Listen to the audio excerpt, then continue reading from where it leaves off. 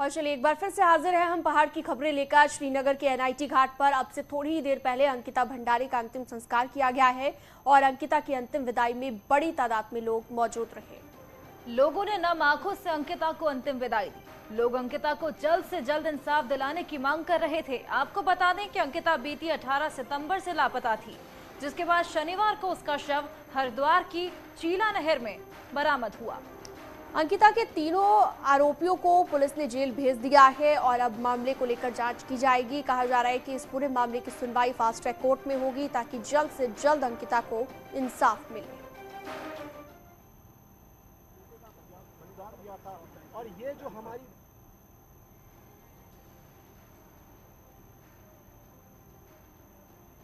तो ये तस्वीरें थोड़ी ही देर पहले की तस्वीरें जब अंतिम संस्कार किया गया एनआईटी घाट पर। ये तस्वीरें आपको दिखा रहे हैं जहां पर बड़ी तादाद में लोग मौजूद रहे, उनके परिवार वाले भी मौजूद थे। अंकिता के भाई ने मुखाग्नि दी और अब पंचतत्व में विलीन हो चुकी है अंकिता।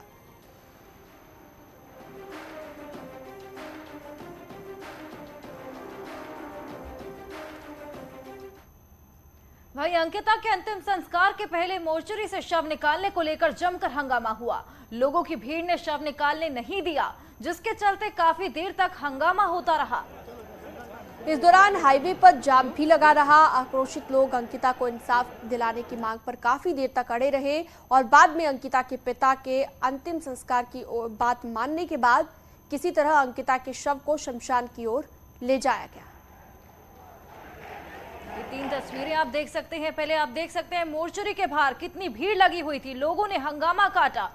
उसके बाद लोग लगातार इंसाफ की मांग कर रहे थे और शव को निकालती हुई पुलिस एम्बुलेंस से ले गए थे शव को।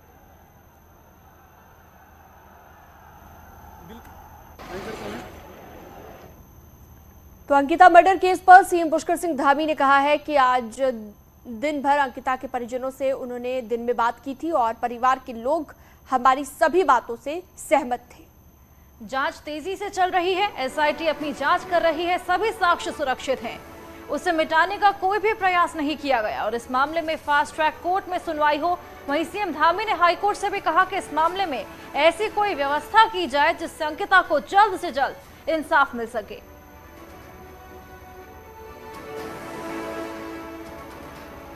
जिससे लगातार मेरी बात हुई और परिवार के लोग हमारी सब बातों से सहमत थे कि तेज़ी से जांच हो रही है, पुलिस ने अपनी कार्रवाई की है, आगे जांच किसी तरह से भी कहीं भी प्रभावित नहीं होने वाली है। एसआईटी पूरी तरह से एक डीआईजी स्तर के अधिकारी की नेतृत्व में बनाई गई है, वह भी उस पर काम कर रही है। हर पहलू का, हर जांच से जुड़ा हुआ इस साक्ष्य हों, वो सारे के सारे साक्ष्य वहाँ पर पूरी तरह से सुरक्षित हैं। किसी प्रकार का भी कोई भी साक्ष्य मिटाने का प्रयास नहीं होगा, ये मैं बिल्कुल एश्योर करता हूँ। साथ ही साथ अभी फास्ट ट्रैक में इस केस की सुनवाई हो। हमारे उत्तराखंड की बेटी के साथ ये जघन्य अपराध हुआ है, ये घिनौना कृत्य हुआ है, इसको जल्दी से जल्दी न्याय मिलना चाहिए, जल्दी से जल्दी निर्णय होना चाहिए। हम माननीय उच्च न्यायालय से भी अनुरोध करेंगे कि जल्दी से जल्दी इसमें फास्ट ट्रैक के लिए एक अलग से कोई अदालत गठित की जाए या अदालत में ऐसी व्यवस्था की जाए जिससे कि हमारी उत्तराखंड की बेटी को, हमारी बेटी को जल्दी से जल्दी न्याय मिले। उत्तराखंड पुलिस भले ही अंकिता मर्डर मामले को फास्ट ट्रैक कोर्ट में ले जाना चाह रही है, लेकिन अभी तक ये तय नहीं हो पाया कि पुलिस इस मामले में कार्रवाई के लिए कैसे आगे बढ़े। डीजीपी का कहना है कि ये कोई डेडलाइन तय नहीं की गई है और इस मामले में जल्द से जल्द आरोपियों को सजा दिलवाना ही प्राथमिकता है, इसलिए साक्ष्य जुटाने से लेकर आगे की कार्रवाई लगातार की जा रही है। पूरे सबूतों के साथ ही इस मामले में आगे बढ़ा जाएगा। ऐसी कोई डेडलाइन नहीं सेट की गई है, किंतु हम जो जहाँ तक विवेचना का सवाल है हम अर्लीस्ट पॉसिबल करेंगे, किंतु कोई जल्दबाजी भी नहीं करेंगे जिससे कोई बड़े इशू छूट जाए। हर चीज की गहराई में जाएंगे और अर्लीस्ट पॉसिबल जो है केस को हम फिर चार्जशीट कर देंगे। तो अंकिता केस की जांच पर डीआईजी ने कहा है कि कई सबूत हासिल किए गए हैं, इसके साथ ही और भी सबूत अभी जुटाए जा रहे हैं। डीआईजी ने यह भी कहा कि सबूतों के आधार पर जांच आगे चल रही है और जल्द ही चार्जशीट फाइनल की जाएगी। तो डीआईजी ने यह भी कहा है कि उनका फोकस ये है कि कोई सबूत नहीं छूटना चाहिए, सबूतों के आधार पर जांच की जाएगी। कि कोई भी ऐसा एविडेंस छूटने न पाए, और जहां तक हम लोगों ने अभी तक का है एविडेंस काफी कलेक्ट किए हैं। तो अंकिता के मर्डर से पहले का ऑडियो वायरल हो रहा है, जिसमें अंकिता के दोस्त ने आरोपियों पुलकित और सौरभ से बातचीत हुई। अंकिता का दोस्त आरोपियों से लगातार अंकिता के बारे में पूछताछ कर रहा था और आरोपी अंकिता को अपने साथ होने की बात कर रहे थे। हेलो हेलो, हाँ पता लगा कुछ? हेलो, बात करता हूँ बस आपको आधे घंटे में। हम यहीं बैठे हुए हैं अभी। कहाँ बैठे हो आप? सब यहाँ स्टेशन में, पुलिस स्टेशन में। पुलिस स्टेशन में? हाँ, वो इंस्पेक्टर से बात हो गई है, वो पहुंच रहे हैं अभी हमारे पास 10-15 मिनट में। आप अभी पुलिस स्टेशन में हो, वो रिजॉर्ट में जाएंगे क्या? हाँ, रिजॉर्ट में जाएंगे, पूरा सारा सब देखेंगे, सारी चीज सब देखेंगे, कहाँ है, किसके साथ बात किया, क्या नहीं किया, कॉल डिटेल पूरी निकालेंगे, हिस्ट्री सब निकालेंगे। भाई ये सब करना पड़ेगा। मतलब आपको कुछ तो पता होगा ना कि कब गए हैं कब नहीं गए हैं, कुछ तो पता होगा। मैं यहाँ बैठा थोड़ी ना था देखने के लिए। नहीं, मेरे को एक बात बताओ, जब आप साहब रात को इकट्ठे गए थे तो उसके बाद वापिस आई थी वो या नहीं आई थी? क्यों नहीं? इतना तो बता। जरूर आई थी। आई थी, बिल्कुल आई थी। खाना खाया था उन्होंने? हाँ, मैंने खाना भी दिया था उन्हें। तो उन्होंने खाया था? अब ये तो मैं नहीं बता सकता। अच्छा, तो मतलब फिर ये सुबह ही निकले, अगर निकले हैं तो? पता नहीं भैया, मेरे को कुछ भी, मेरा खुद दिमाग खराब हो रखा है। हम लोग सुबह से यही सोच रहे हैं। देखो, दिमाग वाली कोई बात नहीं है। देखो, अगर कोई भी बंदा स्टाफ का इन्वॉल्व हुआ ना बीच में, तो अच्छा नहीं होगा। ठीक है ना? मैं धमकी नहीं दे रहा हूँ, मैं बस सिर्फ बता रहा हूँ। चाहते हैं हमें पता लग जाए क्या बात है। भाई पता क्या है, लास्ट टाइम बंदा तुम्हारे साथ है, तुमसे ही पूछना है ना, मैंने किसी और से थोड़ी ना पूछना है। बताओ, ये अपडेट तो तुम ही दोगे ना। इतना समझदार तुम भी हो कि अगर बात आएगी तो तुम्हारे सिर पे आनी है ना। मैं अपनी समझदारी आपके साथ नहीं दिखाना चाहता हूँ। नहीं, मुझे पता है आप बहुत समझदार हो, वो मुझे पता है, और अपनी समझदारी का सही जगह इस्तेमाल करो, उनको ढूंढो। मैं कर भी रहा हूँ। आप प्लीज ढूंढिए। और देखो, सुनो, अब टाइम देखिए कितना हो चुका है ऑलरेडी। भैया मैं कोई हवा में उड़ के थोड़ी ढूंढ सकता हूँ। तो मुख्यमंत्री पुष्कर सिंह धामी ने सचिवालय में कानून व्यवस्था पर हाई लेवल मीटिंग की है और ये मीटिंग इस वक्त जारी है। मीटिंग में वीडियो कॉन्फ्रेंसिंग के जरिए सभी जिलों के डीएम जुड़े हैं। वहीं उच्च स्तरीय मीटिंग में मुख्य सचिव, पुलिस महानिदेशक भी मौजूद हैं। सीएम धामी ने सभी डीएम को कानून व्यवस्था को लेकर कई दिशा निर्देश दिए।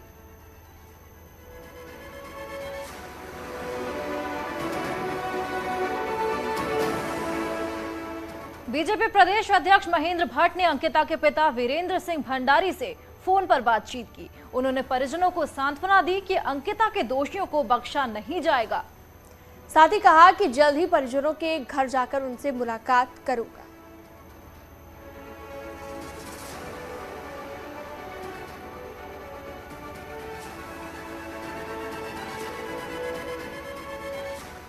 वहीं अंकिता भंडारी की केस को लेकर कांग्रेस ने कई सवाल खड़े किए हैं। कांग्रेस के तरफ से पूरे मामले की सुनवाई फास्ट ट्रैक कोर्ट में कराने की बात कही गई है। वहीं बीजेपी का दावा है कि परिवार के साथ, सरकार के साथ संगठन खड़ा है और पीड़ित परिवार की पूरी मदद की जाएगी। साथ ही कोई भी दोषी बख्शा नहीं जाएगा। फास्ट ट्रैक कोर्ट पर जो है ये केस जाना चाहिए और जिन्होंने इस जघन्य हत्याकांड को जो है अंजाम देने का काम किया है उनके खिलाफ सख्त से सख्त जो है सजा उनको मिलनी चाहिए और परिवार को जो है सरकार आर्थिक सहायता दे ताकि उसके माता पिता जो लड़की पर निर्भर थे वो अपने पैरों पर खड़े हो सके, फिर से एक नई नागरिकों को आश्वस्त करता हूं कि पुष्कर सिंह धामी जी की सरकार में हम कठोर से कठोर दंड की क्या व्यवस्था हो सकती है और समय पर दंड मिले इसकी व्यवस्था हम सुनिश्चित करेंगे, ऐसा मुझे पूरा विश्वास है। मैं आश्वस्त भी जनता को देता हूं। जहां तक मानता हूं कि बिटिया ही परिवार की पालक थी और दुर्घटना के बाद माननीय मुख्यमंत्री जी निश्चित रूप से उन सारे विषयों पर विचार कर रहे हैं। अभी हमारे वहाँ कमिश्नर और हमारे जिलाधिकारी उस परिवार से मिल रहे हैं। प्रातःकाल हमारे सांसद जी की भी उस परिवार से बात हुई है। मुख्यमंत्री के उसके पिताजी से मुख्यमंत्री की वार्ता हुई है। तो एक संवेदन सरकार होने के नाते और जो भी विषय आएंगे उन विषयों को हम पूरा करेंगे, आश्वासन परिवार को देता हूँ। अंकिता भंडारी के मर्डर पर आम आदमी पार्टी के संगठन समन्वयक जोत बिष्ट सिंह ने कहा कि अंकिता ने उत्तराखंड के लिए बलिदान दिया है। अंकिता का बलिदान व्यर्थ नहीं जाने दिया जाएगा। वहीं यूकेडी अध्यक्ष काशी सिंह एरी ने कहा है कि इस मामले में राजनीति बिल्कुल नहीं होनी चाहिए। अंकिता को इंसाफ दिलाने के लिए आखिरी सांस तक कोशिश की जाएगी। अगर अंकिता रिसोर्ट मालिक के मेहमानों को खुश करने के लिए हामी भर देती तो मामला वहीं दब जाता। उसने रिसोर्ट मालिक के गलत कदम का विरोध करके अपना बलिदान दिया। उसका बलिदान कभी बेकार न जाए, ये हम सब की जिम्मेदारी है। उसको न्याय मिले और इस पूरी घटना की गहराई से छानबीन हो। मुझे कोई राजनीतिक महत्वाकांक्षा अब नहीं है, क्योंकि मैं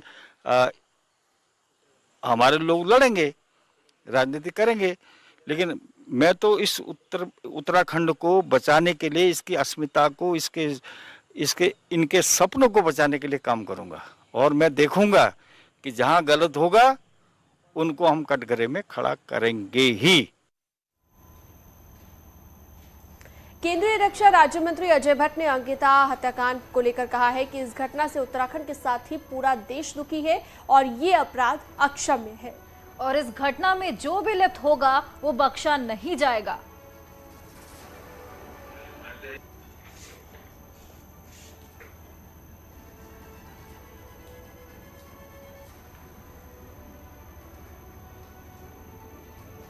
कि वो हमारे लोग हैं, कोई हो।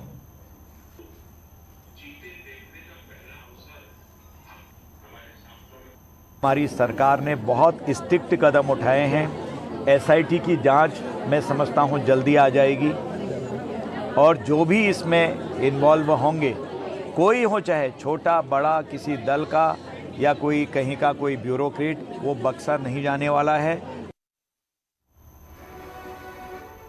उत्तराखंड पेपर लीक मामले में जेल में बंद हाकम सिंह की उत्तरकाशी के आलीशान रिजॉर्ट पर कभी भी बुलडोजर चल सकता है। एसटीएफ और राजस्व पुलिस की जांच में पता चला कि रिजॉर्ट का संचालन लंबे समय से अवैध तरीके से किया जा रहा था। और इसके अलावा हाकम ने सरकारी जमीन पर कब्जा कर सेब के 4 बगीचे भी लगाए हैं। गोविंद वन्य जीव विहार प्रशासन का कहना है कि अतिक्रमण को जल्द ही ध्वस्त किया जाएगा।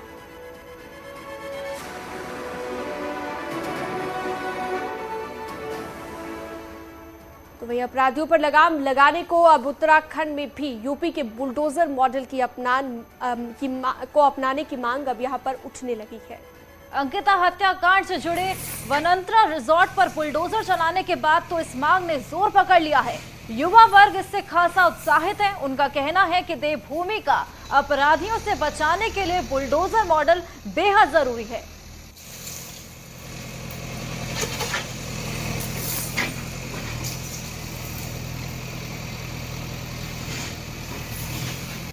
माननीय मुख्यमंत्री जी के द्वारा जो ये अभियान चलाया जा रहा है, तो ये अभियान जो है वो बहुत सकारात्मक है। जिस प्रकार से उत्तर प्रदेश में माननीय योगी आदित्यनाथ जी के द्वारा बुलडोजर चलाया गया, तो माननीय धामी जी के द्वारा ये मुख्यमंत्री जी के द्वारा ये कार्यक्रम जो चल रहा है, तो ये बुलडोजर चलना ही चाहिए। आप अगर यूपी को अगर लेंगे तो हमें माननीय योगी आदित्यनाथ जी ने जो अपनी पहल चला रखी है बुलडोजर चलाने की, उसी प्रकार से अगर यहाँ पर भी अगर धामी जी अगर इस तरीके से अगर करते हैं तो युवा हैं और हम सभी युवा उनके साथ हैं। उत्तरकाशी में गंगोत्री हाईवे गेल गुगाड़ के पास करीबन 36 घंटे के बाद खोल दिया गया है, जिसके बाद यात्रियों ने राहत की सांस ली है। हाईवे भले ही खुल गया हो, लेकिन हेलगुगाड़ के पास पहाड़ी से पत्थर गिरने का खतरा अभी भी बरकरार है। वहीं सड़क बंद होने से आचार्य बालकृष्ण भी फंस गए थे, जिनकी गाड़ी को भी अब रवाना कर दिया गया।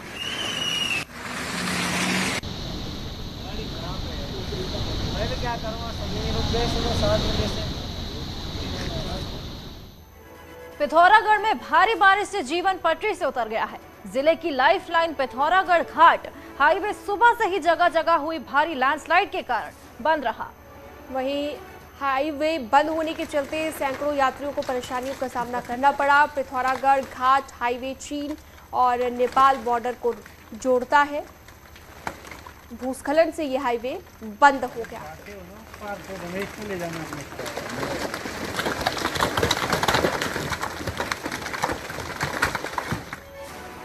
वहीं दूसरी तरफ पिथौरागढ़ के ऊंचाई वाले इलाकों में मौसम की दूसरी बर्फबारी हुई है। दारमा घाटी में मौजूद आईटीबीपी की अंतिम चौकी दावी में भारी बर्फबारी के चलते जवानों के हट्स भी सफेद चादर में लिपट गए हैं। हट्स को बचाने के लिए जवान बर्फ को हटाने में जुटे हैं। इसके अलावा व्यास घाटी में जमकर बर्फबारी हुई है। बर्फ गिरने से ऊंचाई वाले इलाकों में ठंड में इजाफा हुआ है। बर्फबारी के कारण दारमा के 14 गांव और व्यास घाटी के 7 गांव को मौसम के बदले मिजाज ने खासा प्रभावित किया।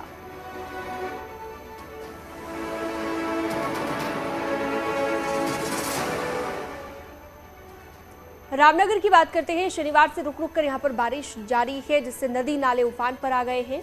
क्यारी के चंबल नाले में भी एक कार बह गई। कार में 4 लोग सवार थे, जिन्होंने कूदकर अपनी जान बचाई। दिल्ली के सभी पर्यटक बताए जा रहे हैं।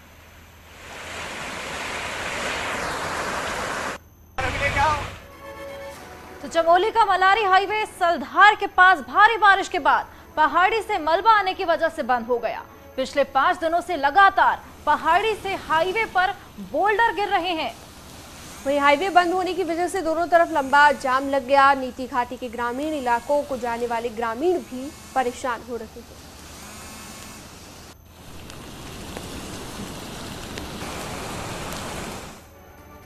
अब बात चमोली की करते हैं। पिछले 5 दिनों से लगातार बारिश जारी है। लोगों के लिए मुसीबत का सबब ये बारिश बनी हुई है। वहीं भारी बारिश के चलते मलारी राष्ट्रीय राजमार्ग भी सलधार के पास बार बार बाधित हो रहा है और इसके साथ ही जिले में करीब आधा दर्जन से अधिक सड़कें ग्रामीण क्षेत्रों को जोड़ने वाली बंद पड़ी हुई हैं। तो दूसरी तरफ बारिश के बाद 3000 फीट की ऊंचाई वाले इलाकों में बर्फबारी हो रही है। बद्रीनाथ धाम की चोटियां बर्फ की सफेद चादर से ढक गई हैं। नीलकंठ पर्वत, नर नारायण पर्वत, नंदा देवी पर्वत और हेमकुंड साहिब की चोटियों पर लगातार बर्फबारी का दौर जारी है। ये 2 तस्वीरें आप देखिए। कई सड़कें बंद हो गई हैं, कई जगहों पर बर्फबारी का दौर जारी है।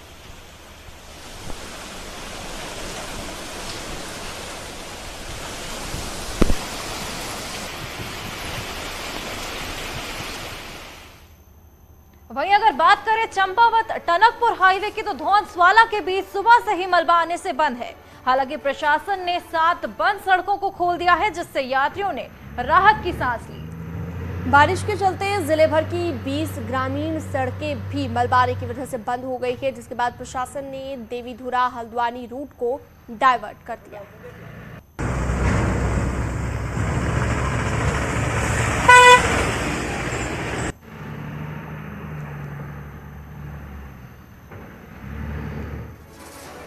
टिहरी में NH 94 हिंडोला खाल के पास बंद हो गया है। भारी बारिश के चलते पहाड़ी से मलबा आने से हाईवे बंद हुआ है। वहीं हाईवे के दोनों ओर गाड़ियों की कतारें लग गई हैं। फिलहाल प्रशासन की टीम मशीनों से मलबा हटाने की कोशिश में लगातार जुटी हुई है।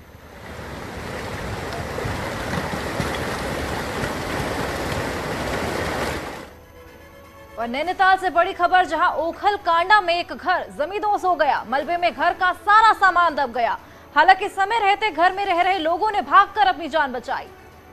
किसी के घायल या फिर हताहत होने की कोई सूचना अब तक नहीं है। पीड़ित ने प्रशासन से मदद की गुहार लगाई है। ये तस्वीरें भी आप देख सकते हैं, जहां पर ये घर पूरी तरह से क्षतिग्रस्त हुआ है। भारी बारिश की वजह से ये घर जमींदोज हुआ।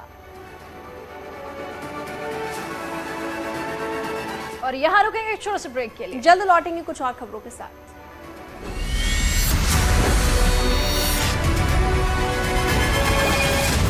में तीसरी मुठभेड़ हुई है। लूट की घटना में शामिल शख्स को पुलिस ने गोली मारकर घायल कर दिया है।